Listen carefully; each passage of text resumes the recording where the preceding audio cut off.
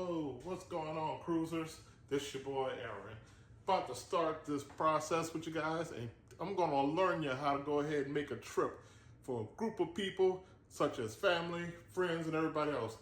This is for people who is trying to set up a trip for a large group of people. I'm talking about 10 or more people, probably 15, maybe 20. You never know. It could get higher than that depending on how big you want to go ahead and move, have a crowd, have this crowd, and move your crowd around like you're supposed to. Because you guys, your first timers, or people who pretend to be experts, you guys make a lot of mistakes, and I'm going to help you correct those mistakes. All right.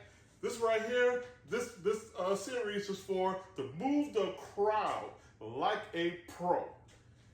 You're going to learn how to go ahead and get this stuff done right. There's always the main things that you want to go ahead and focus on when it comes to taking care of this crowd and making a trip more effective. Everything is planned well and everything is going as smooth as possible. I'm going to help you set all this stuff up. Right now, I'm going to worry about what trip are you planning on taking? Where you planning on going?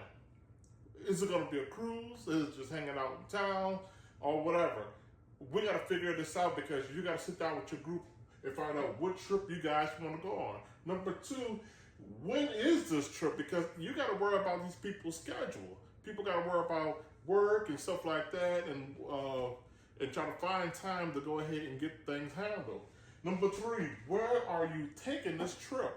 Because some people have to go ahead in the area, from the area where you live, you got to go to such as different ports and stuff like that outside of your city. You got to find out where you're going to be going from and how you're going to get your crowd there. Who is coming? Who is coming is very important. I'm going to get to some details about who is coming, who should be able to come, and who should stay home. Because some people like to go ahead and bring the wrong people on this trip, and it turns out to be a very bad thing. And on the bottom right here is, how much is it? You need to find out what your budget is, how much this trip is going to cost, so everybody can communicate with everybody and put us all in line so we know that we got the right people on this trip and who's got the money and everything else to go ahead and get this trip together. Because you don't want to mislead people on and not tell them how much is this going to cost, how much that's going to cost, and next thing you know, they really can't go because they don't know how much it is, and it wasn't prepared financially to put it together. We're going to come up with a different word. We're not going to say broke. We're going to say financially challenged. There's a lot of people who are financially challenged and want to be able to go on a cruise with their crowd, which is their family, friends, or whoever. Thing is, we're going to try to go ahead and set this up properly so everybody will be able to reap the benefits of going on a nice cruise or a trip or wherever they want to go and go with the crowd and enjoy themselves and partake in all the events that this trip is going to be required to be taken on. All right? So, about to go ahead and start the series. I'm about to go ahead and start with, what trip are you planning? Coming right up. Oh, here we go. We're starting with part number one. Part number one. What trip are you planning? What kind of trip are you planning on doing? You gotta, in order for you to do stuff with family, friends, or whatever it is, we need to find out if they want to do a cruise.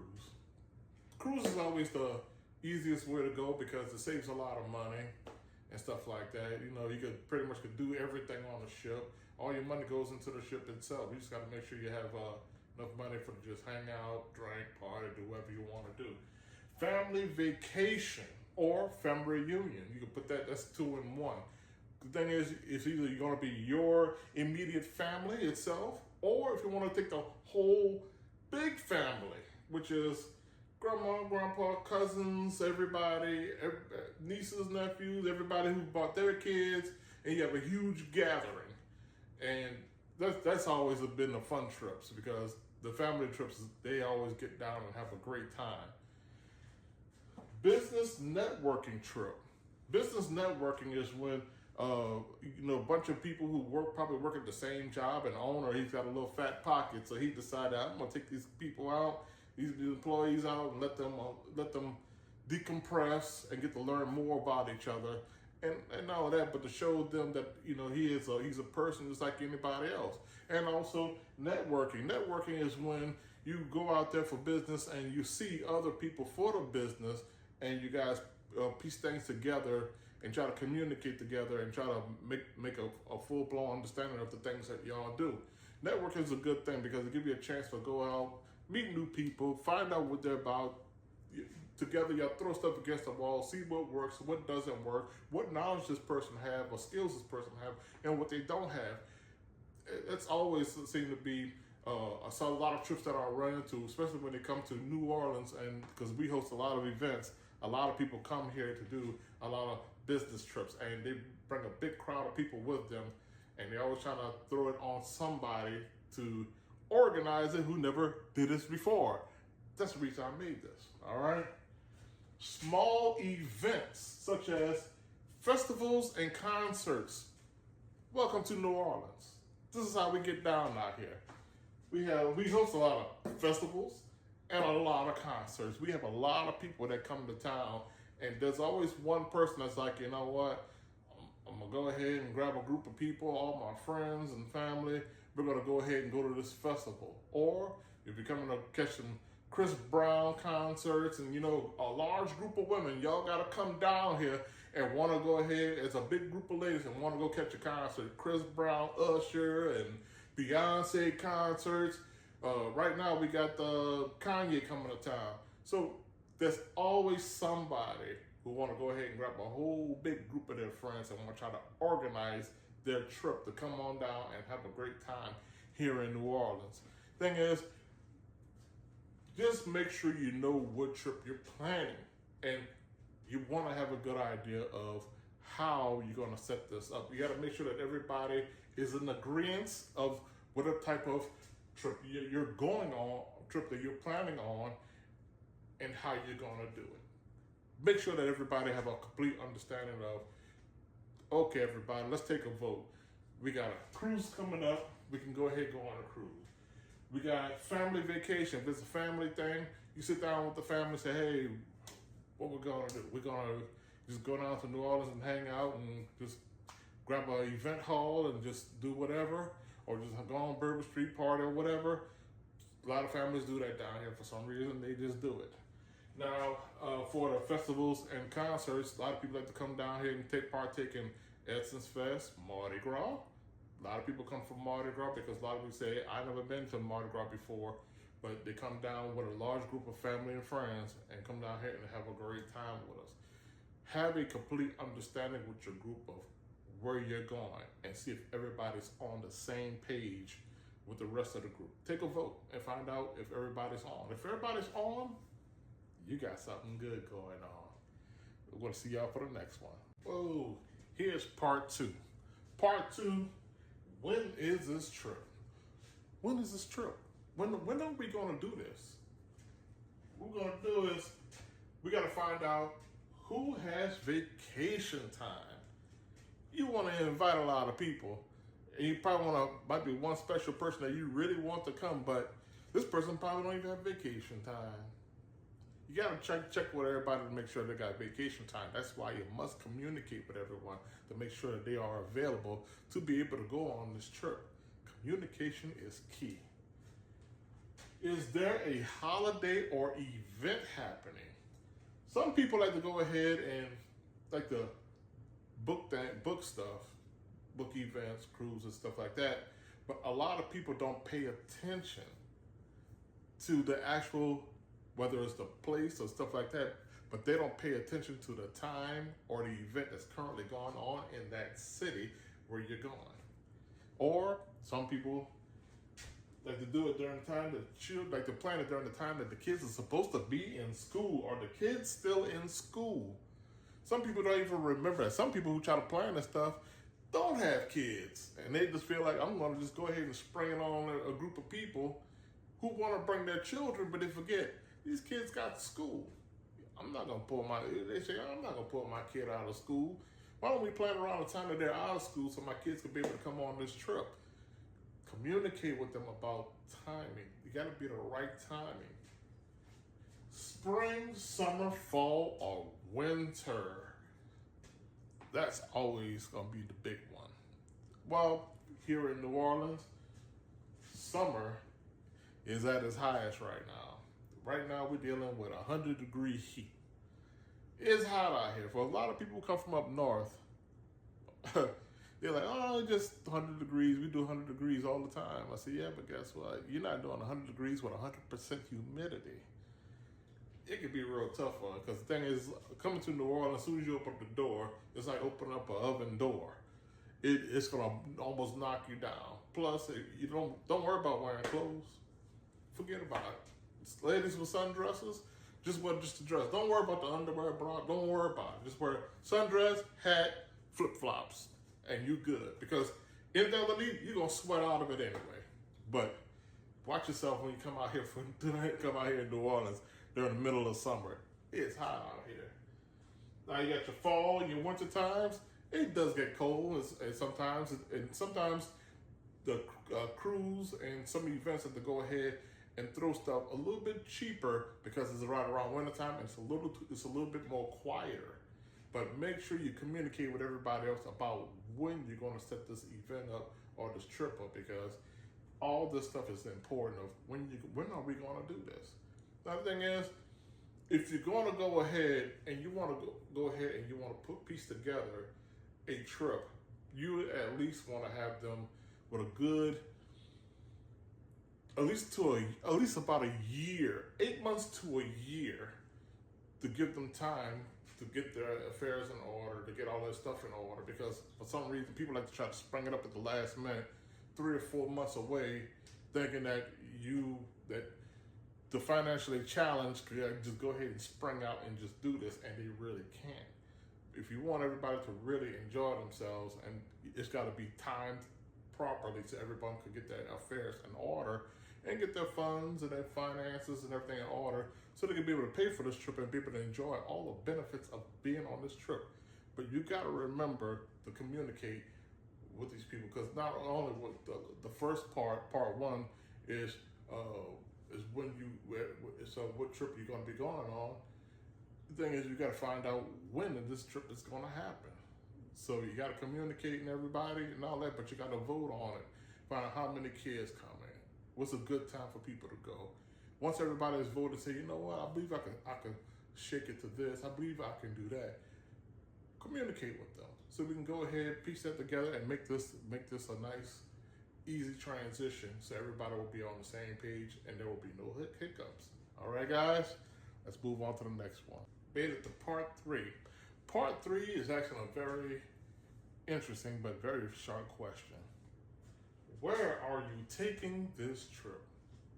Such as, if you're going to be taking a cruise out of what port? Which port? What port you plan on? You got plenty of ports all over. You got ports all over the eastern seaboard. You got ports all over California, Seattle, all down the western seaboard. You got it all over the south. You got ports everywhere.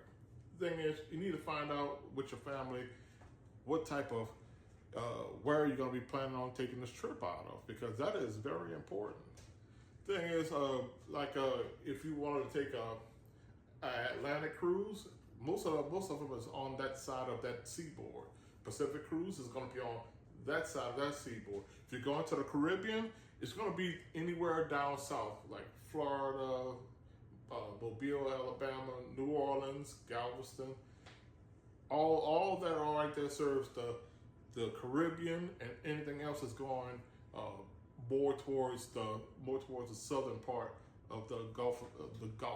I'm going to say just the Gulf, because y'all are real petty when it comes to, oh, it's the Gulf of Mexico. No, it's the Gulf of America. I'm not going to follow. It's just the Gulf, all right? It's just the Gulf. Because I'm not going to go back and forth with y'all about that. But other than that, find out flying into what city. Because the thing is, you have to find out if your flight fees, you got to find out how much it's going to cost to fly into certain cities. Some people like to Like let's say you want to fly to Miami. You got to find out if Miami is too high, you can fly into Fort Lauderdale and be able to come on down. Some people fly into other close by airports and then fly in. Some people fly into New Orleans to go to Mobile because any other airports that's near Alabama or something like that is too expensive, or they feel like Atlanta is too far, and they want to go ahead and say, you know, if we do New Orleans, it's only a 2-hour drive, but if we do Atlanta, it's about a 4 or 5 hour drive. You got to find out. We got to make plans on how you're going to do it. Got to communicate with the family and friends and find out, hey, if we're going to take this trip, we know exactly where we're going. Now we got to find out how we're going to get there.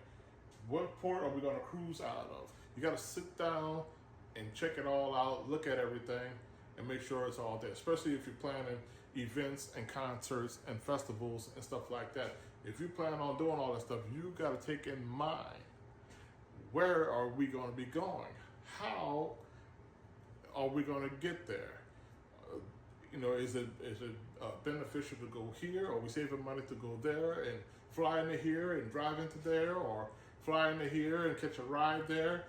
Figure it all out, because that is very important to try to find out, because you need to figure out the logistics of how you're going to get to where you're going and which port are you going to plan on cruising out of to find out which trip. Because some people say, I'd rather do the Alaskan trip and go all the way to Seattle and go on that trip. Some people say, I want to go to the Caribbean. Well, let's go ahead and go down to New Orleans, or let's go to Florida, let's go to down south. Some people say, I want to go to Bermuda and stuff like that. They'll go to that side of the seaboard and go on those cruises. Thing is, you got to communicate with the family and find out, how can we set this up? Because we got to figure out how we're going to do this and where we're going and how we're going to get there, as far as the logistics of flying, riding, or whatever. Some people take rental cars. It don't matter, but figuring it all out and communicating with everyone is key. All right, everyone, we're going to go ahead and move on to the next part. All right, folks, part 4. This one may ruffle some feathers, but I got to be the one to tell you. Part 4 is who is coming. This is where you got to go ahead and let the rubber meet the road, and you got to find out who is capable of doing this trip. Who is financially capable of paying for this trip? Like I say, we don't want to you want to try to find what level of financially challenged everyone is. You got to find out where they are. That's why you need to have plenty of time to plan this. Like I say, 8 months to a year is the best time for to go ahead and help the financially challenged become financially capable. You want them to go ahead and say, okay, we're going to set this up with a travel person, with a travel agent and stuff like that, or if you or whatever, and try to go ahead and let them make monthly payments or weekly payments in order for to go ahead and have this trip paid for. Plus, put money to the side for them to have a little fun, drinking money, event money for them to go ahead and partake and have fun like everybody else. So that is very important to find out if that person is financially capable of doing this type of trip. And that right there really matters on who you bringing with you, because you don't want to bring somebody who's not able to go. 2, fit for the trip. This one has always been a little, because there's a lot of people who try to bring somebody who's elderly and people who's not mobile. You have a lot of people who try to bring family members like grandma, grandpa, old auntie, old uncle, and they try to go for that last hoorah, which is to go on a trip. But you know that this person is not well at all, but you still try to take them on that trip anyway, which makes it a very hard trip for everybody else. Yeah. Thing is, if they're not fit for this trip, if they don't have fire inside of them to be able to move themselves around, take care of themselves, and do all the stuff they can do for themselves, they should not be going on this trip. You should not be trying to take these people on a trip. There were several times when I was on a cruise where I bring people to the cruise also. They would have shaky, frail, poor grandma, and they're like, oh, come on, grandma, you can do it. I'm looking at grandma like, she ain't gonna make it. Because this is her last cruise, and it might be on this cruise. And it's very inconvenient for other people to have to deal with this, because if something happens to her or grandpa, it don't matter. Thing is, if something happens to that person on that cruise, it's going to inconvenience everybody on that cruise or any other type trip. But a cruise is going to be even wilder, because you have to make a choice of whether this person is going to be capable of going or not. If they don't have that fire in their eyes, if they're not still able to take care of themselves and they're mobile on their own, do not take them on this trip. The reason why is because there's the two possibilities that happens on a cruise ship. If that cruise ship get in the middle of the ocean, grandma is in the casino in her little mobility scooter and hanging out. Next thing you know, they find her hunched over. And next thing you know, the medical teams comes out to try to find out what's going on with her. When they try to find, they have to make an estimate of whether she's already expired or if that person is revivable. If that person is revivable on this trip, they're gonna try to turn that whole ship all the way back around, inconvenience 4, 5, 6,000 people on that trip because you brought this person along. Turn that ship around and go all the way back because they're trying to get her a medical emergency. So a lot of people are like, oh, but it's, I say, yeah, but guess what? You got 5,000, 6,000 people on this ship who's gonna be missing out on their rides, their hotels, their flights. They got a lot of stuff that is gonna be, that's all included inside of this, that you're gonna be inconveniencing everybody for this one person. And that person should have never been on that ship. Keep that in mind, because the thing is, you don't want everybody to have to suffer for the decision that you made to bring that person. And not only that, but if she does pass away, if she expires, yeah, the ship will go ahead and toss her in the freezer, but your kids and everybody else who's the family members gonna have to take that in because they're on a vacation and they're mourning the loss of that person while they're on that ship. That person should be at home, where they need to be. And they shouldn't have to be on this trip to where everybody's got to see this and other people have to suffer for this person. No, they're not really suffering for that person. They suffer for the decision that you make to bring that person. I'm just being real. A lot of people are going to probably kill me in the comments, but I'm keeping it real because I see it all the time. And the thing is, if you're that type of person that's going to pull something like that, I'm going to leave it at that. Next one coming up is mental and behavior problems. This is really a big one. If you got a family member that's got a real bad temper, drinking problems, anger issues, and you bringing this person on that trip, you are the person that they should throw overboard into that water if you bring that person on a cruise. Because if they got real bad behavior problems, got a problem with authority and everything else, that person should not be on that cruise. For some reason, some people say, oh, we should bring them up, make them feel better. No, because the thing is, there are a lot of different elements out there that's going to make that person freak out. Such as, they probably don't like a lot of people around them. There's a lot of people on a cruise ship. Not only that, but if you're taking them out of their element, which is if they see just strictly water and they don't see the things that they're used to seeing, such as a city and people and stuff like that, they will freak out. And not only that, but a lot of people are not good with authority, so they probably might have a problem with anybody telling them anything, say, hey, you shouldn't do that. And they'll be like, I shouldn't do what, I'll kick your you know what. And it becomes a problem because you brought this person on this trip and you know that person got a behavior problem.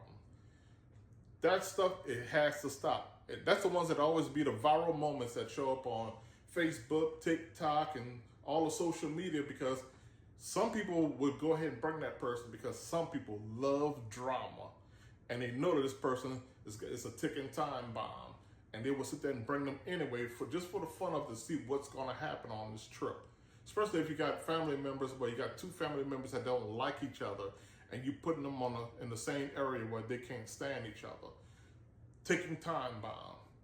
Thing is, if you got a person that's got mental issue and behavioral problems, they should not be going on this cruise at all. They should not be going to any events and festivals. They shouldn't be going to nowhere, because that right there, leave them where they need to be. Leave them in their element, because this right here is not going to make them any better. It's going to freak them out. And I see it all the time, because I watch it all the time. I go on 3 cruises a year. I will be the one to know, because I sit here back and I witness it and I watch people do this crazy stuff. I'm like, why did you bring it? Oh, I thought it would be great to bring it. It wasn't great to bring him. As you can see, he's in handcuffs. Now, here's a big one. If someone bringing someone who has suicidal thoughts on a cruise, don't bring that person on no cruise. If that person thought about hurting themselves and stuff like that, if you think that this trip is going to make them better, it's not. You giving them, they probably felt like the house that he's staying at is not tall enough for them to jump off of. Or they just certain things that would, there's certain things that they will feel like they're out of their element, and it's going to freak them out even more and make them want to do stuff. Please, if the person have that type of thought, you will want to go get them some therapy. Take them before you even go on this trip. Before you even book it, you find out where their mental is before you even book this trip. Take them and find out where their mindset is and stuff like that, because if it's terrifying to hear every time that we go on these cruises or these events and stuff like that, somebody from out of town did stuff, jump off a ship or jump off a building and just doing wild stuff, and they come to find out this person was on vacation, he was with his family and he's all with his friends, and he did those type of things.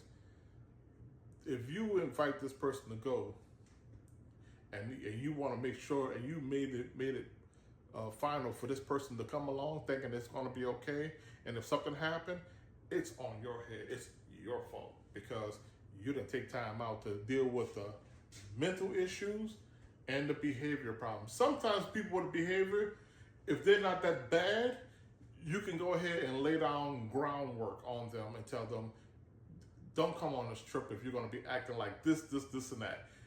Because the thing is, we're going to act like we don't know you, and we will get away from you.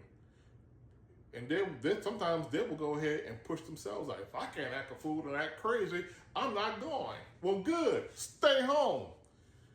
That's what we need. You need to make sure this person is, hey, you're going to be out of your element. How do you feel about being out of your element? They will exit the program themselves. They'll be like, look, I don't want to do this anyway. Let them go.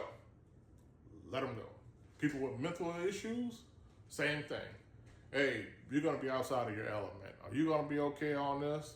Most likely 9 times out of 10, they'll say, no, I don't want to do this. I don't think it's for me. Don't change your mind. Let them stay out of it. All right, folks?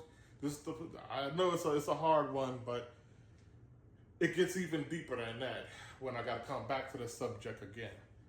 But y'all guys, I'm about to go ahead and step it up to another one. Let's go to part 5. All right, folks, here we go again. Welcome to part 5. Part 5 is, how much is this trip? How much is this really going to cost me to go on this trip?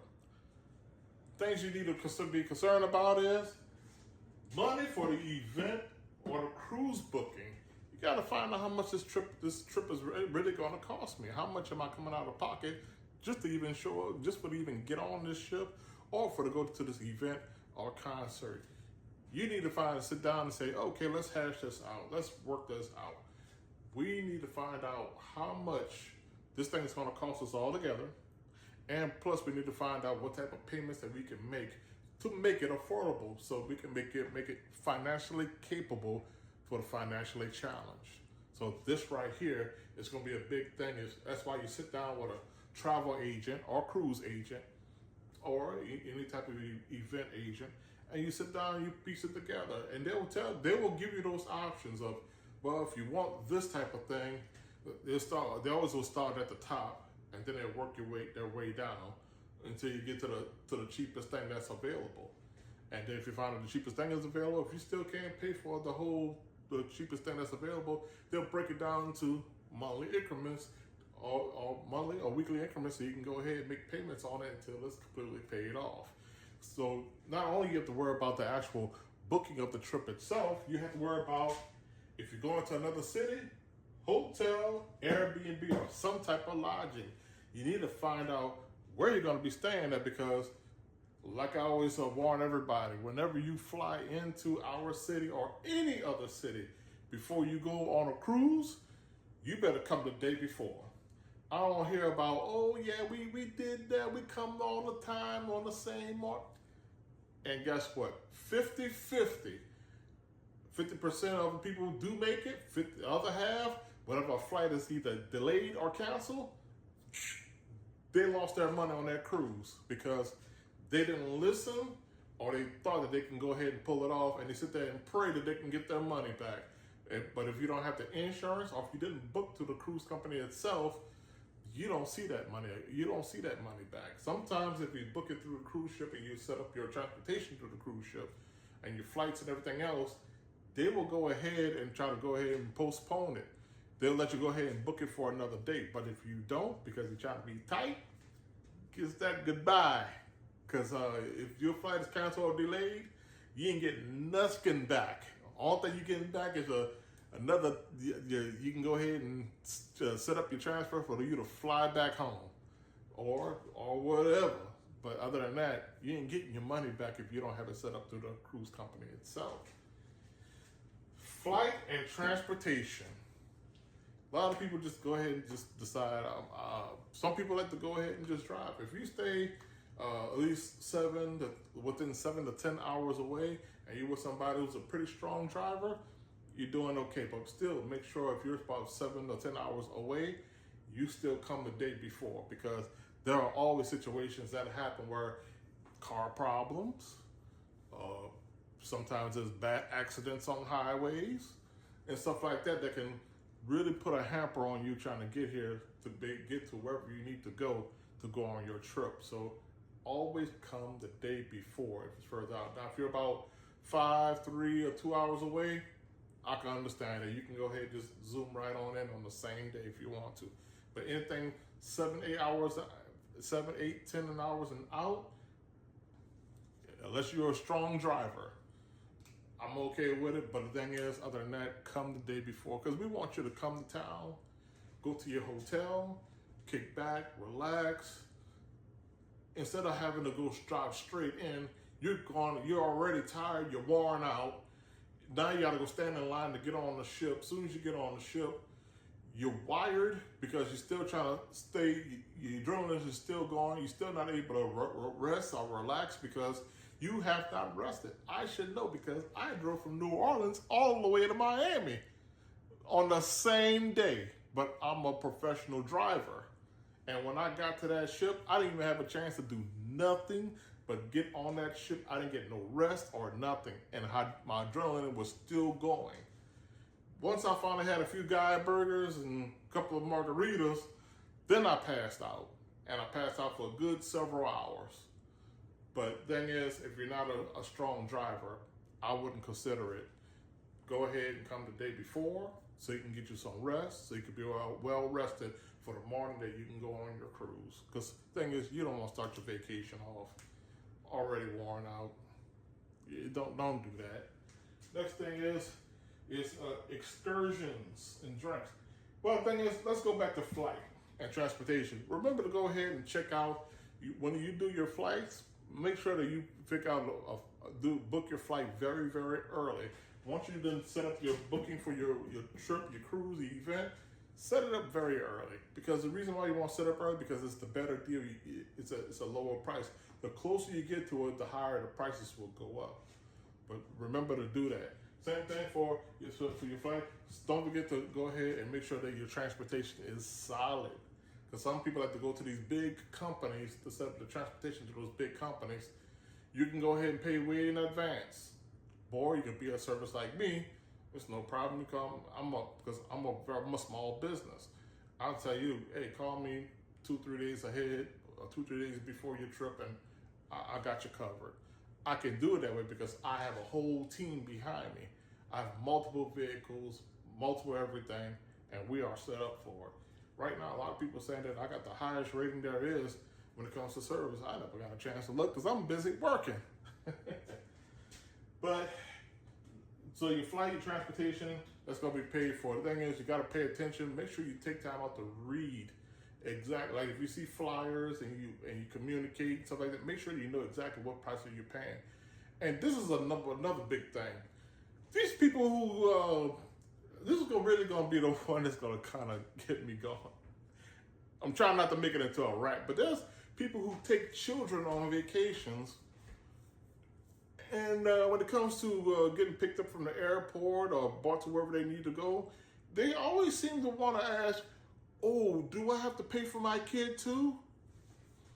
You pay for a flight, you pay for this event, you pay for the booking for this kid. Of course you gotta pay for the transportation for that kid. I don't know why people ask that when you know. Now, the thing is, if there were infants and newborns, we'll let it pass.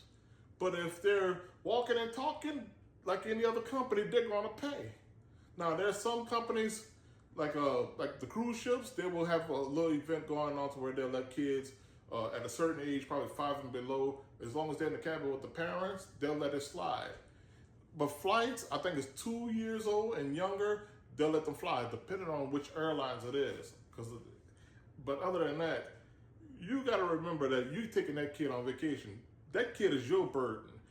You're going to pay for him. If you want that kid to come, you're going to pay for him, all right? Because I sometimes get on my nerves when people ask me that dumb question. Now, if it's infant and newborn, I got a soft heart for infants and newborns. But the thing that cracks me up is when somebody's got a toddler or a 3-year-old and want to pass them off as an infant or a newborn. That right there cracks me up.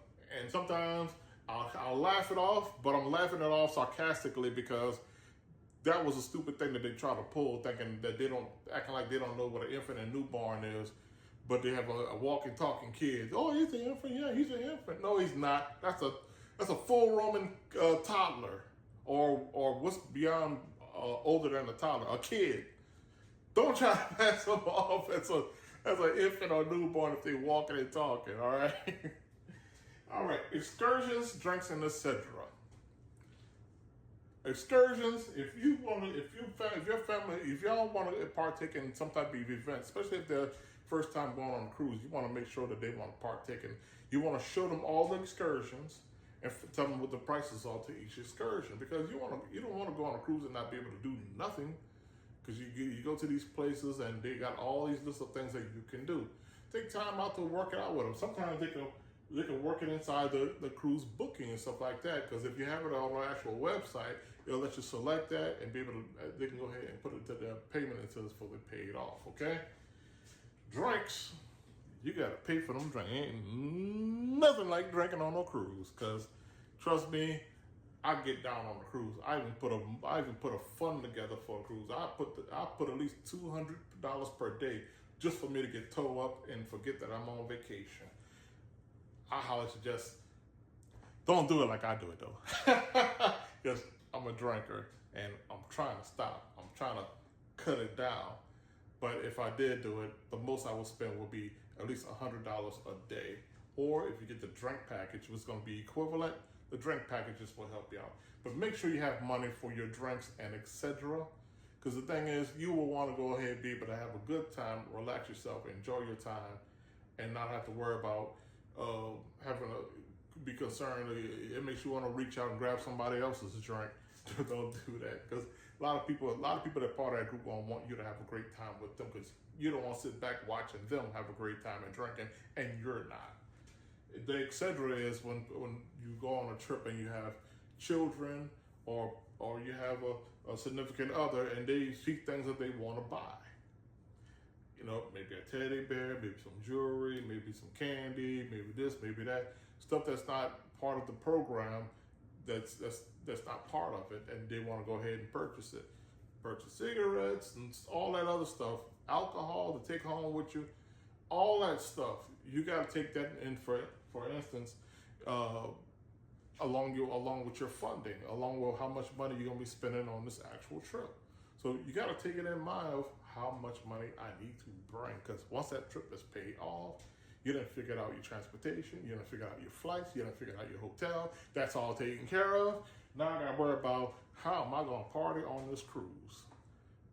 Worry about putting money on the side for your drinks and putting money to the side for whenever the significant other wants to go ahead and purchase a little something for themselves to remember the trip. All right, folks. This is going to be the first half of how we're going to do this. I'm going to come up with another extra series that's going to go along with this one. So stay tuned, all right? And let me know how I'm doing. Just go down into the comment section and let me know how I'm doing on this, all right?